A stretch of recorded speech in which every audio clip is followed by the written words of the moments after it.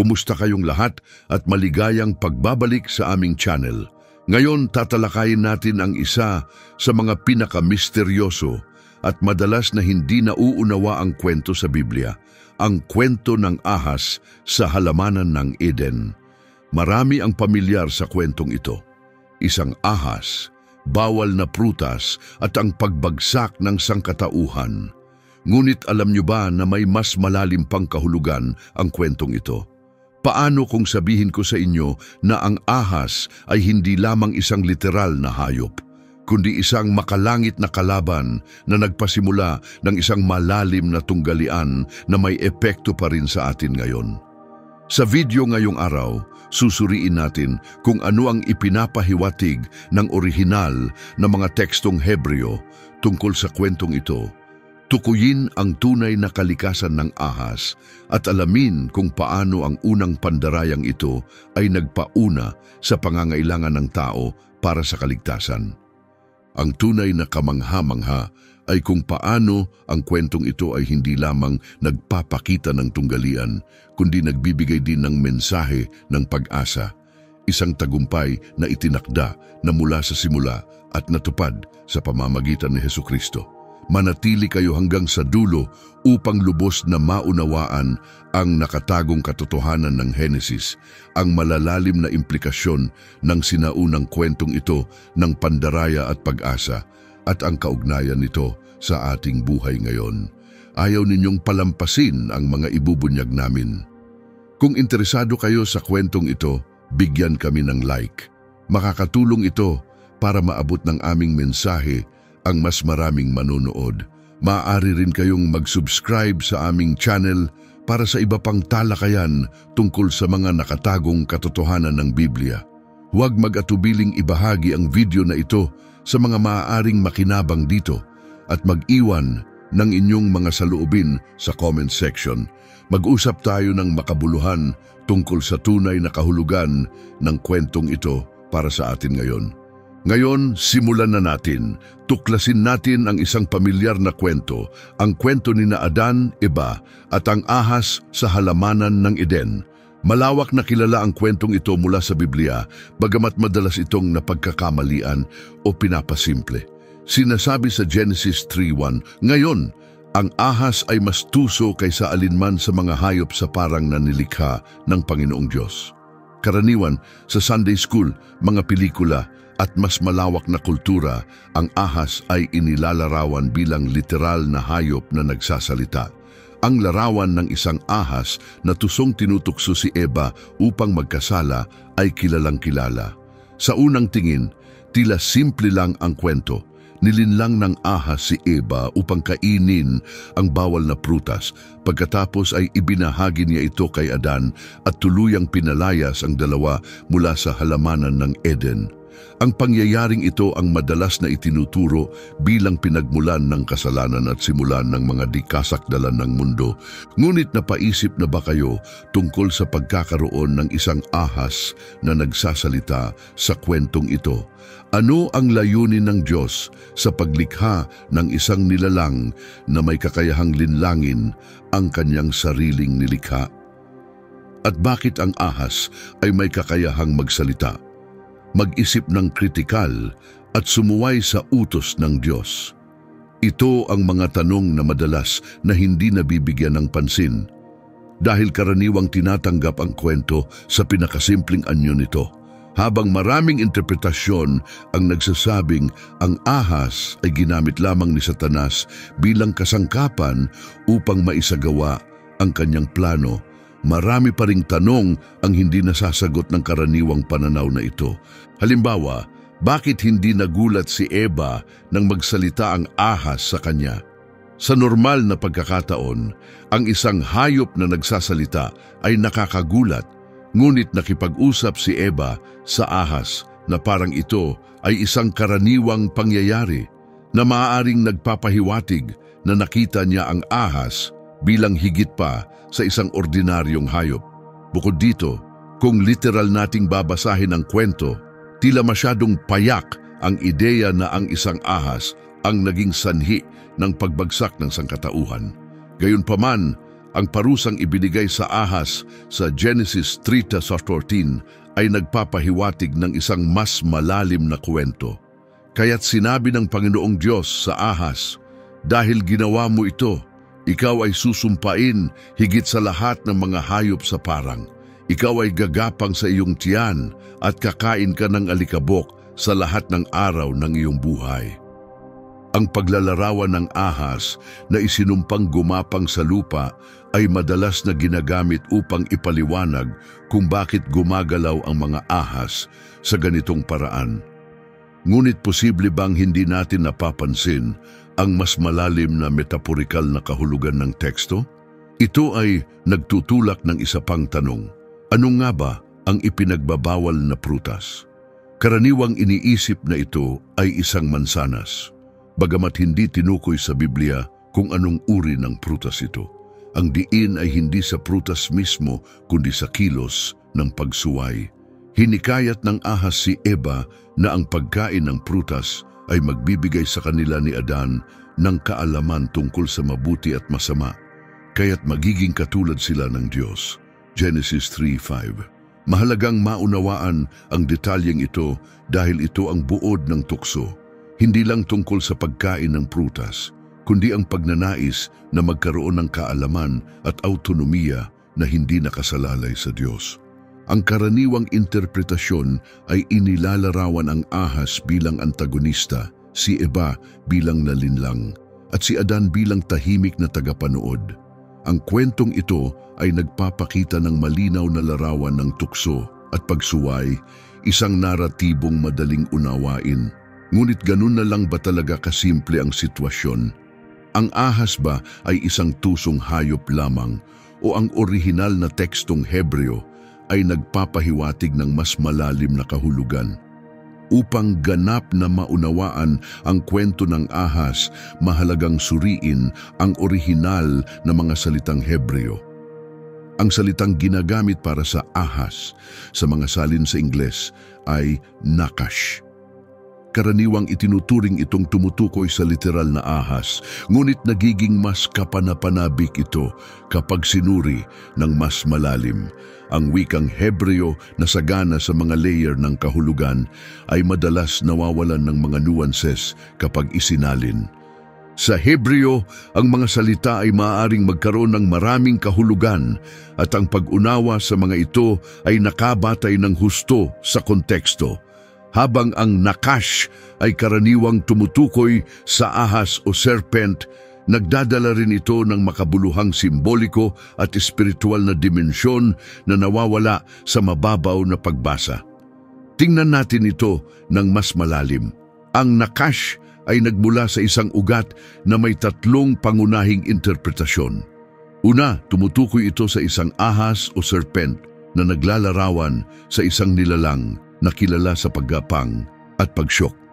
Ito ang pinakasimpleng interpretasyon, kaya maraming salin ang nananatili sa ahas. Ngunit ito ay nagdadala ng tanong, bakit inilalarawan ang payak na ahas bilang mas tuso kaysa sa alinmang hayop sa parang gaya ng nasusulat sa Genesis 3:1?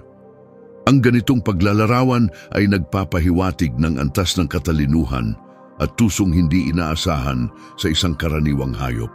Pangalawa, ang salitang nakash ay maaari ring magpahiwatig ng ang maningning na isa. Sa sinaunang Hebreo, ang nash ay maaaring tumukoy sa isang bagay na makislap o maningning. Ang interpretasyong ito ay nagpapakita na ang ahas ay hindi lamang isang pisikal na nilalang, kundi isang maningning, sobrenatural na entidad. Ang maningning na isa ay kaayon ng paraan ng paglalarawan sa mga anghel o banal na nilalang sa Biblia, gaya ng nasa Ezekiel 28:13-14, kung saan ang isang dating paboritong anghel ay inilalarawan na pinalamutian ng mahahalagang bato at nagliliwanag. Maaaring ipahiwatig nito na ang ahas ay talagang isang makalangit na nilalang, marahil si Lucifer bago ang kanyang pagbagsak. Pangatlo, ang ugat ng Nakash ay nauugnay din sa panlilinlang o pangkukulam na nangangahulugang isang taong nagsasagawa ng dibinasyon o gumagamit ng mapanlinlang na wika upang mandaya.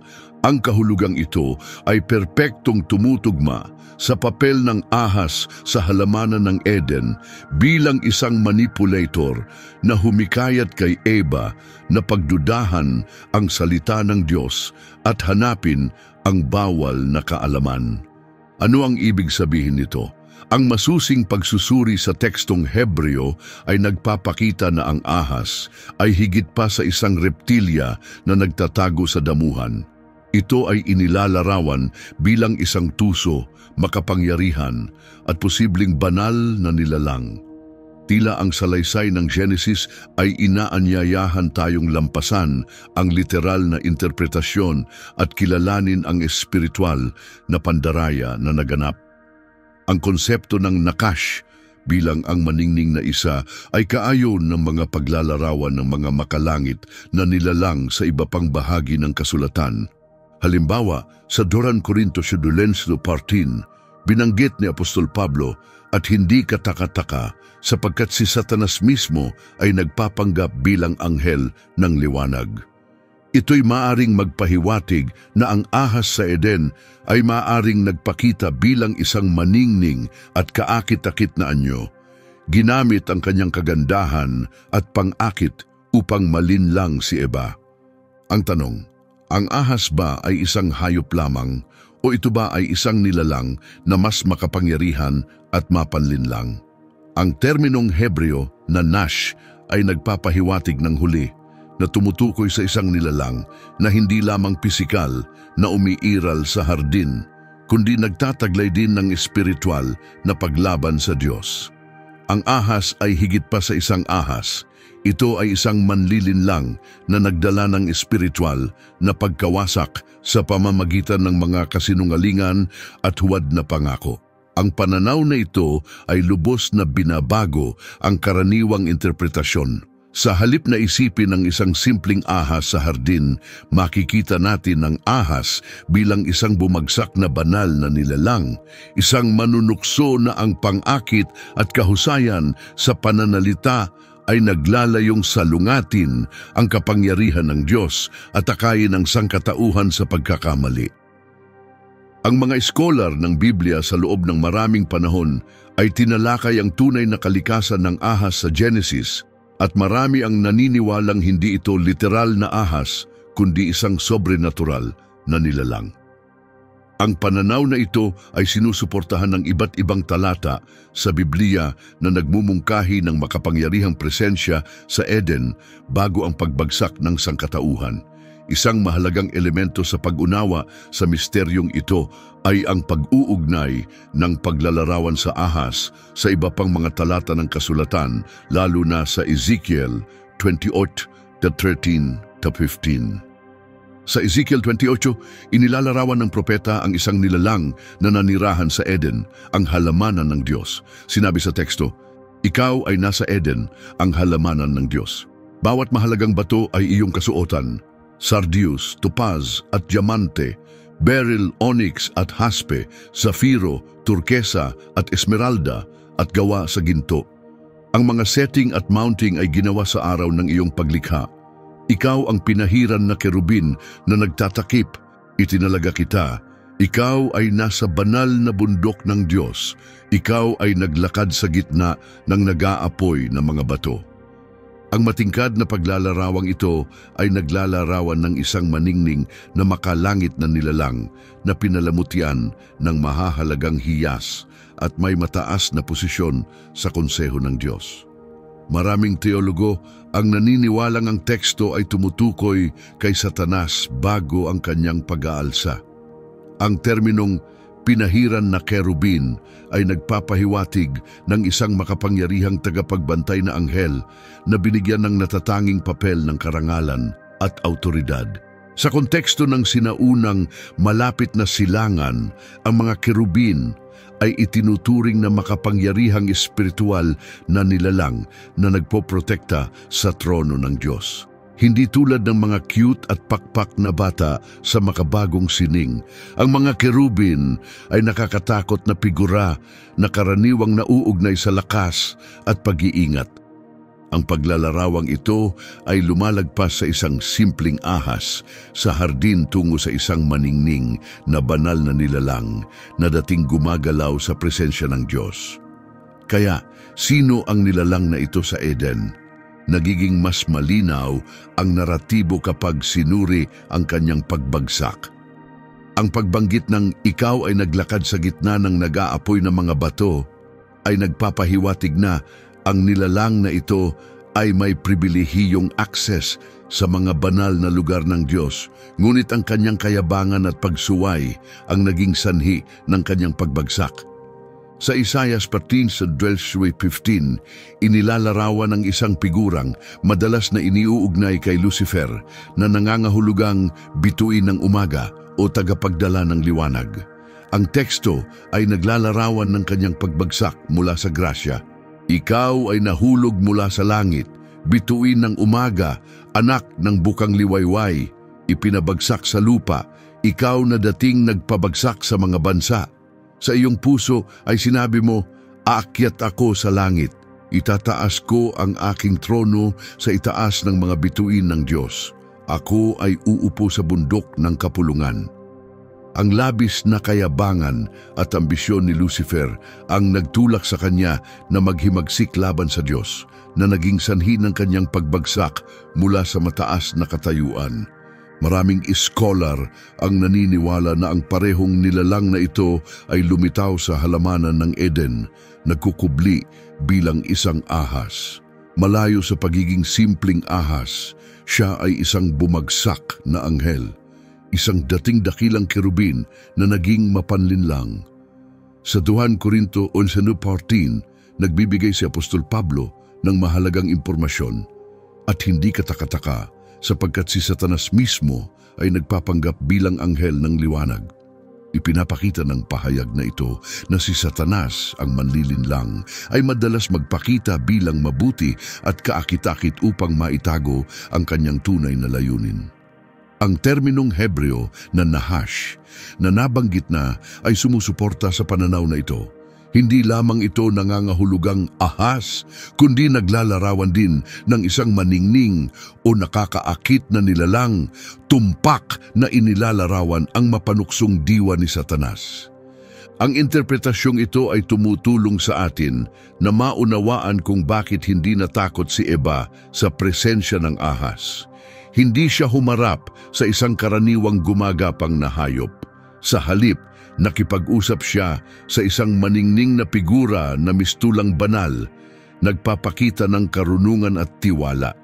Ang panlilinlang ay hindi lamang nakasalalay sa mga salita ng ahas, kundi pati na rin sa anyo nito. Isang maningning na nilalang na nag-alok ng tila makadiyos na karunungan. Ipinapakita ng pananaw na ito na ang ahas sa Genesis ay higit pa sa isang hayop. Ito ay isang makapangyarihang bumagsak na nilalang na ginamit ang kanyang kagandahan, talino at pangakit upang linlangin ang sangkatauhan. Mula sa pagiging tagapagbantay sa trono ng Diyos, ang nilalang na ito ay naging isang kalaban, isang kaaway ng Diyos at ng tao. Binabago nito ang ating pagtingin mula sa isang simpleng kwento ng pagsuway tungo sa isang epikong salaysay ng kosmikong tunggalian sa pagitan ng mabuti at masama, kung saan ang sangkatauhan ay naipit sa gitna. Ang ahas ay hindi lamang isang reptilya, kundi isang bumagsak na banal na nilalang na ginamit ang kanyang dakilang karisma upang iligaw ang tao mula sa Diyos. Upang ganap na maunawaan ang pagkakakilanlan ng ahas sa halamanan ng Eden, mahalagang tuklasin ang kwento ng pagbagsak ni Lucifer, isang kwento ng kayabangan, paghihimagsik at pagbagsak mula sa makalangit na kaluwalhatian. Isa sa mga mahalagang teksto na nagpapaliwanag sa pagbagsak na ito ay matatagpuan sa Isaiah 14:15.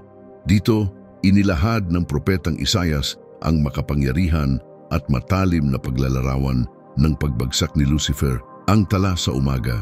Nahulog ka mula sa langit, tala sa umaga, anak ng bukang liwayway.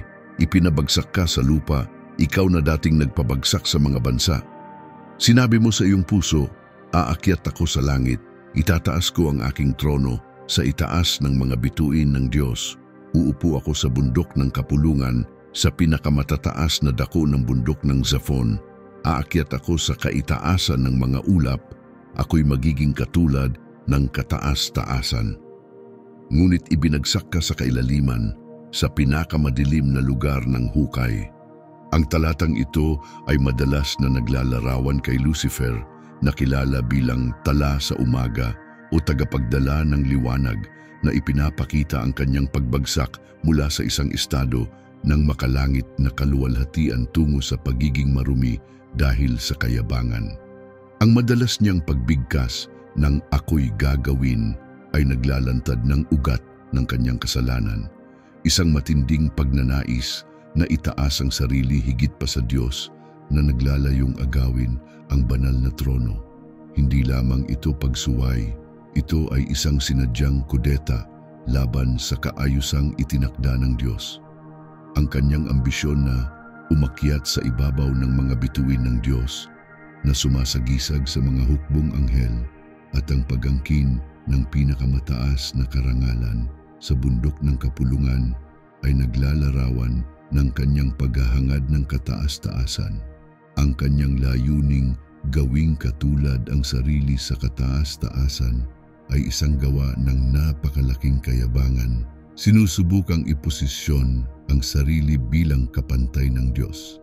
Ang paghihimagsik na ito ay nagresulta sa kanyang pagbagsak na naging sanhi upang si Lucifer, dating isang kilalang kerubin, ay maging isang tagapaghamon ng soberanya ng Diyos. Inilalarawan ng kasulatan ang kanyang karangyaan bago ang kanyang pagbagsak.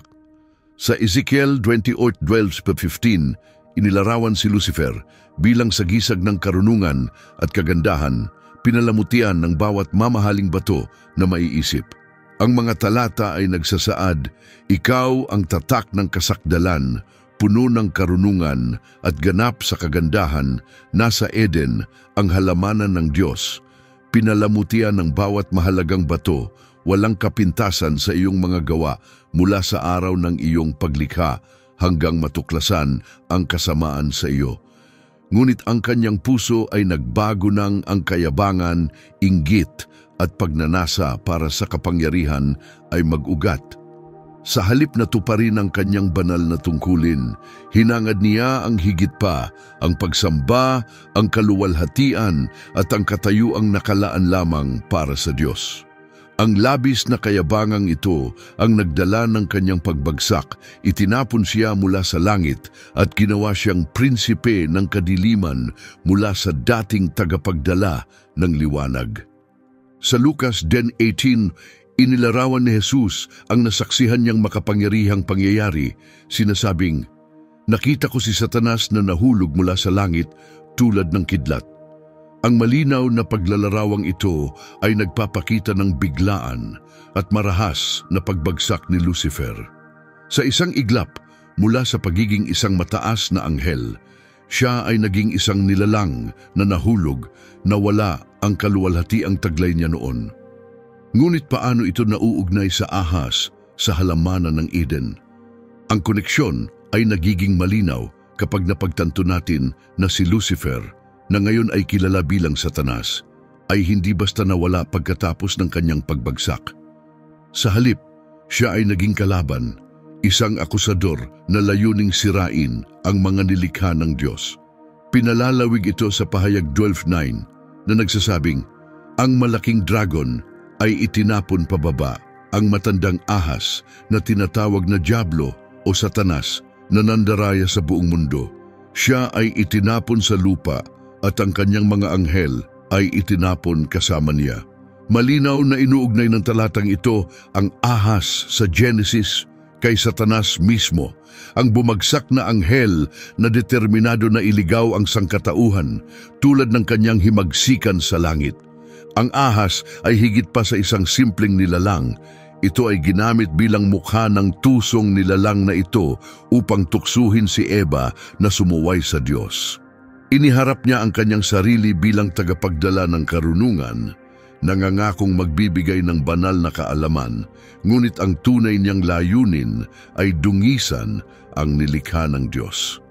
Ang pagkaunawa dito ay nagbabago sa ating pananaw sa kwento, hindi lamang bilang isang kwento ng pagsuway, kundi bilang isang mas malalim na tunggalian na may kinalaman sa panlilinlang at ang trahedya ng pagbagsak mula sa kawalang malay. Ang kwento ng ahas sa Eden ay hindi lamang tungkol sa isang ahas na nanlinlang ng isang babae. Ito ang simula ng isang kosmikong labanan, isang pagpapatuloy ng paghihimagsik ni Lucifer laban sa Diyos. Si Satanas, ang dating mataas na kerubin, ay pumasok sa halamanan na nagkukubli bilang isang nilalang ng karunungan, layuning iligaw ang sangkatauhan tulad ng ginawa niya sa mga anghel noong kanyang pag-aalsa sa langit. Ang balak na ito sa Eden ay bahagi ng mas malawak na estratehiya ni Satanas upang hadlangan ang mga plano ng Diyos. Dahil hindi niya direktang malabanan ng Diyos, inatake niya ang pinakamamahal na nilikha ng Diyos, ang sangkatauhan. Sa pamamagitan ng paghimok kay Eva na kainin ang ipinagbabawal na bunga, ipinasok niya ang kasalanan sa mundo, binago ang landas ng kasaysayan ng tao at inilatag ang batayan para sa patuloy na labanan sa pagitan ng kabutihan at kasamaan. Nang kainin ni Adan at Eva ang bunga mula sa puno ng kaalaman ng mabuti at masama, nagbago ang buong dinamiko ng kanilang pag-iral. Ang kilos na ito ay lampas sa simpleng pagsuway. Ito ay nagpasimula ng isang sunod-sunod na kasalanan at pagkakawatak-watak na kumalat sa buong sangnilikha. Sa unang pagkakataon, naranasan nila ang kahihiyan, takot, at malalim na pakiramdam ng pagkakahiwalay sa Diyos. Ang pagkawala ng kanilang kawalang malay ay humantong sa pagkasira ng dalisay na ugnayan nila sa kanilang manlilikha. Dahil dito, napilitan silang lisanin ng Eden, ang paraisong naging kanilang tahanan. Sa Genesis 3:14-15, malinaw na inilahad ang mga kahihinatnan ng gawaing ito habang idineklara ng Diyos ang kanyang hatol simula sa ahas. Dahil ginawa mo ito, ikaw ay sinumpa ng higit sa lahat ng hayop at sa bawat hayop sa parang. Sa iyong tiyan ka maglalakad at alabok ang kakainin mo sa lahat ng araw ng iyong buhay.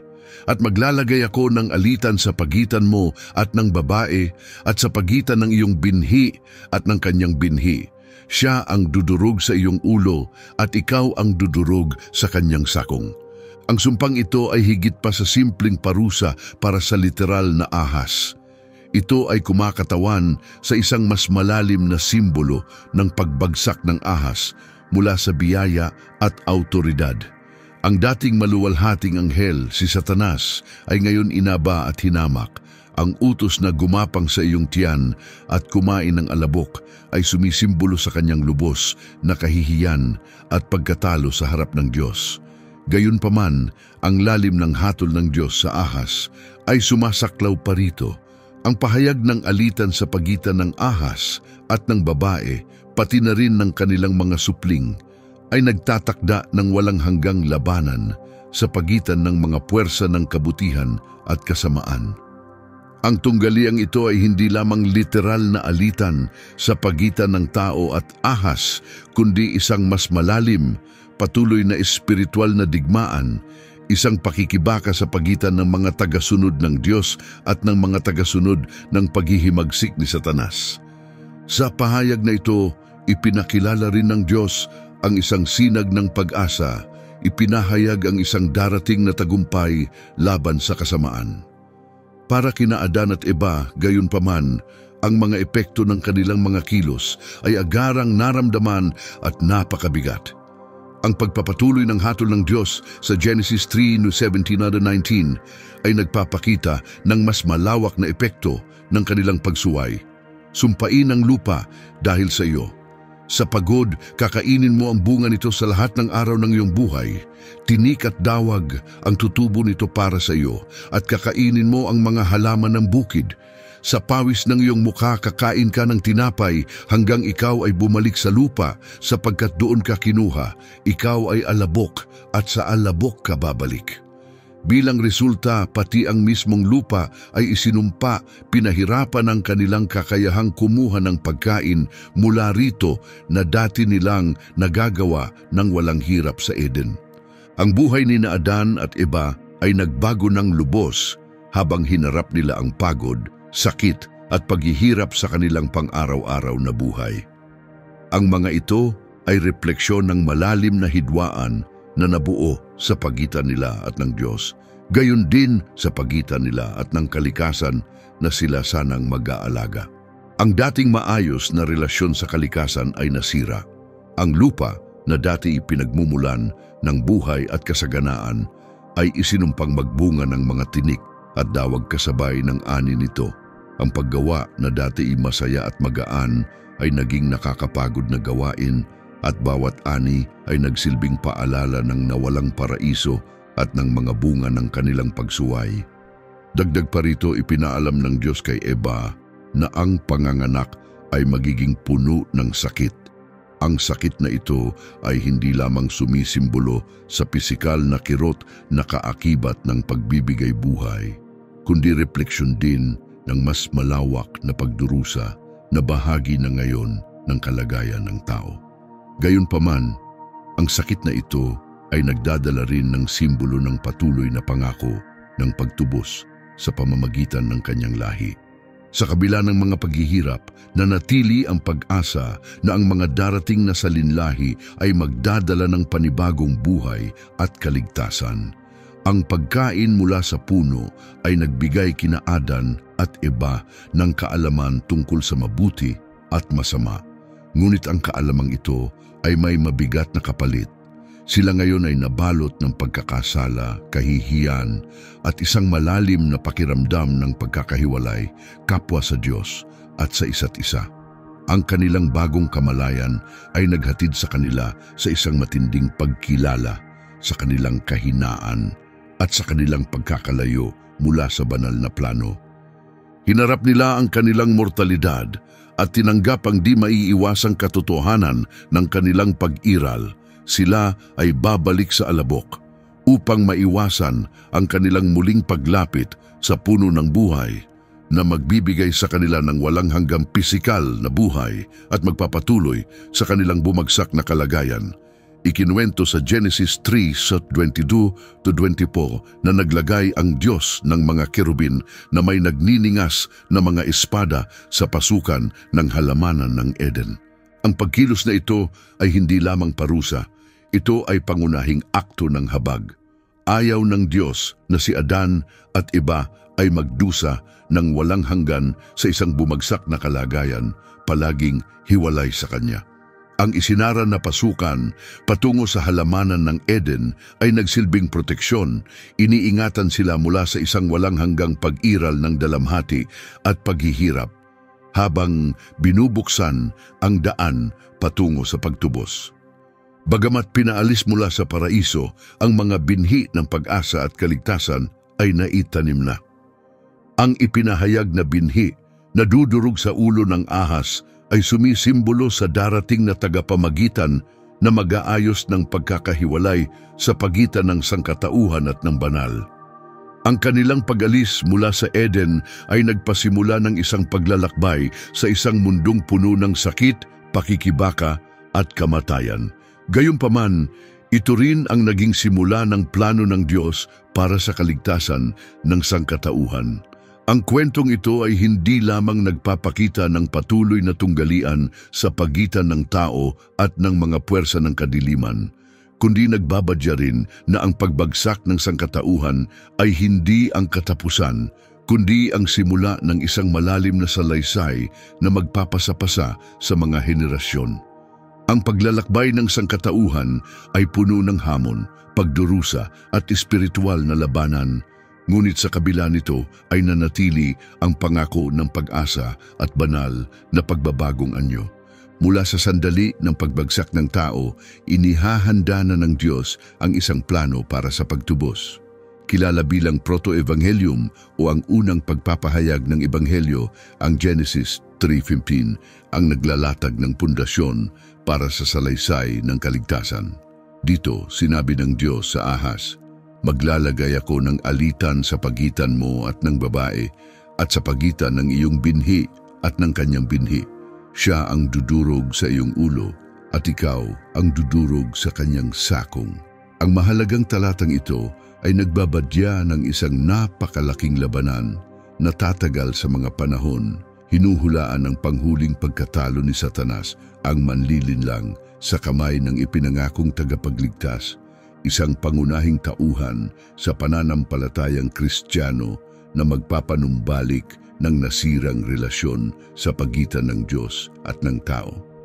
Sa propesiyang ito, malinaw na ipinapahayag ng Diyos na bagamat maaaring saktan ni Satanas ang sangkatauhan sa pamamagitan ng pagtuklaw sa sakong, ang panghuling tagumpay ay mapupunta sa tao. Ang pahayag na dudurugin niya ang iyong ulo ay nagbabadya ng pagdating ng isang inapo ni Eva na magdadala ng tiyak na pagkatalo sa mga puwersa ng kasamaan. Ang pangakong ito ay umalingaw-ngaw sa loob ng maraming panahon, nagbibigay ng pag-asa kahit sa gitna ng pagdurusa, kamatayan at pagkakahiwalay sa Diyos.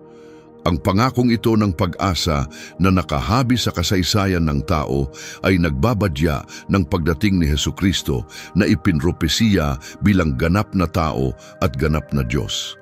Ang kanyang misyon ay magdala ng kaligtasan sa isang mundong nabahiran ng kasalanan.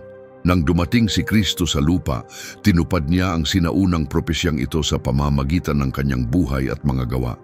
Di tulad ni Adan at Eva na bumigay sa tukso, namuhay si Jesus ng isang buhay ng perpektong pagsunod sa kalooban ng Diyos. Ang kanyang pagpunta sa krus ay isang kusang loob na sakripisyo kung saan dinala niya ang bigat ng mga kasalanan ng sangkatauhan, tiniis ang paghihirap para pawiin ang sumpa na nagsimula sa Eden. Sa pamamagitan ng kanyang kamatayan at muling pagkabuhay, winasak ni Jesus ang mga gawa ng ahas, pinalaya ang sangkatauhan mula sa tanikala ng kasalanan at kamatayan. Sa Kolosas 2:15, malinaw na inilarawan ni Pablo ang tagumpay ni Jesus, sinasabing, hinubaran niya ang mga pinuno at mga may kapangyarihan at sila'y inilagay niya sa kahihiyan sa kanyang pagtatagumpay laban sa kanila. Ipinapakita ng talatang ito na ang pagpapako kay Jesus sa krus ay hindi lamang isang sakripisyo. Ito ay isang tiyak na tagumpay sa kosmikong antas. Sa krus, hinubaran ni Jesus ng kapangyarihan ang mga espiritual na puwersa ng kasamaan. Winasak niya ang impluensya ng dyablo at ng kanyang mga alagad. Tinanggal ang kanilang kapangyarihan at hayagang ipinakita ang kanilang pagkatalo. Ang tila panahon ng kahinaan at pagkatalo ay naging pinakamatagumpay na sandali sa kasaysayan. Naputol ang impluensya ng dyablo, winasak ang kanyang kapangyarihan at natukoy ang kanyang kapalaran ng tuluyan. Ang krus ay nananatiling simbolo ng napakalaking tagumpay na ito, isang liwanag na tumatagos sa kadiliman. Ang muling pagkabuhay ni Jesus ay lalong nagpapatibay sa tagumpay na ito. Sa kanyang muling pagkabuhay, nilupig niya ang sukdulang bunga ng kasalanan, ang kamatayan mismo. Winasak niya ang kapangyarihan ng libingan, binigyang daan ang sangkatauhan na muling makamit ang walang hanggang buhay na nilikha upang maranasan sa pakikipag-ugnayan sa Diyos. Ang muling pagkabuhay ay hindi lamang tanda ng tagumpay laban sa kamatayan, kundi garantiya rin na ang mga tumatanggap kay Kristo ay makikibahagi sa tagumpay na ito.